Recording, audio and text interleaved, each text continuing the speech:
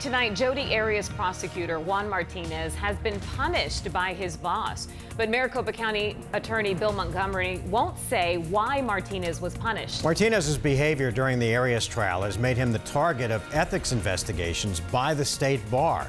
Right now, he faces new allegations of lying to investigators. Montgomery claims his disciplining Martinez is related to the ethics case, but he was able to get a judge to seal hundreds of pages of personnel documents related to Martinez. He was disciplined for violating office policies, and the discipline that was administered was both administrative and training related. Because those are part of what the State Bar is looking at, I'm going to hold off any further description of that.